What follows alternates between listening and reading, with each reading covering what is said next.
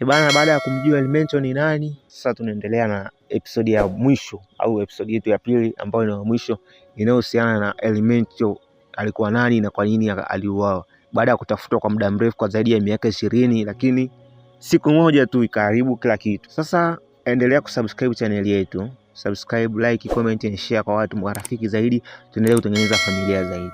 Sasa bana, hata Biblia, nafikiri Biblia inasema mwanamke ishi naye kwa akili. Kama sijakosea, ndio hivyo, kwenye Biblia maandiko mbalimbali yameandika kwamba tuishi na wanawake kwa akili. Hii inakuja kutokana na kwamba Elemencho, wanasema taarifa zilizopo kutoka vyanzo mbalimbali vya habari kutoka Mexico na vile ambavyo vilikuwa vinakava taarifa hii, inasema kitendo cha Elemencho kukamatwa haikuwa rahisi, kutokana na kwamba jeshi la Mexico walikuwa wanafanya kazi kubwa sana kumtafuta jamaa, lakini sapoti kubwa walikuwa wanaipata kutoka kwa Marekani kupitia FBI, ambayo leo ni jeshi linalohusiana na kufanya uchunguzi ambao unatumia akili zaidi. Kwa hiyo wale FBI walichofanya, walimtraki mmoja wa mpenzi wa Elemencho, ambayo naamini huyu labda huenda alikuwa aliuza mchezo mzima, labda alimuuza Elemencho, au labda ilikuwa bahati mbaya kwamba walifanikiwa kumtraki wakajua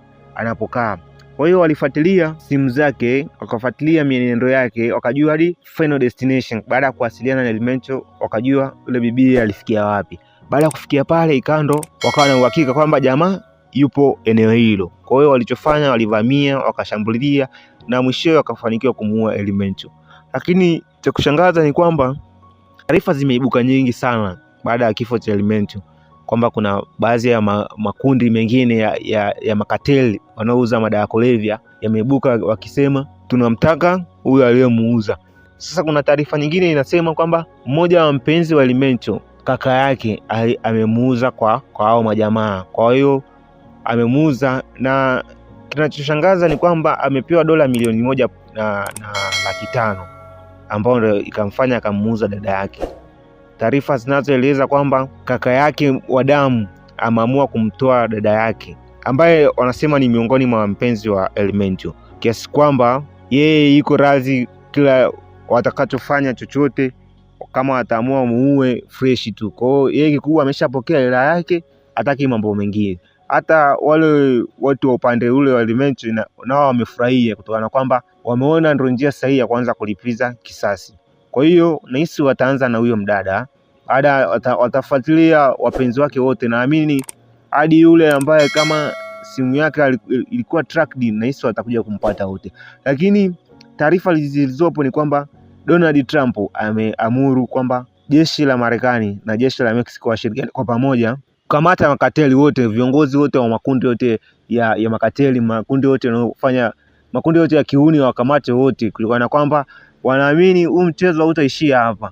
Kama wasipowakamata wale, hali inaweza ikawa mbaya zaidi, manake watakuwa wanalipa kisasi. Sasa kwenye kulipa kisasi watakuja kuua hadi watu wengine wasio na hatia, kiasi kwamba hadi itapelekea sasa hali itakuwa mbaya. Sasa inaweza hata vikatokea hata vita, kutokana na kwamba watu wauni au watu wa makateli ni watu ambao tayari ni kama walishaweka maisha yao sadaka, ni kwamba chochote kachotokea wewe unajitoa muhanga. Kwa ni kama wale tu waasi, yani chochote kachotokea wao wanajilipua. Lakini story ya kuhusu jamaa ni kwamba bana, muda mwingine ukiwa kwenye maisha ya maficho, yani inabidi upunguze sana masuala ya kwamba una simu zako sana, hasa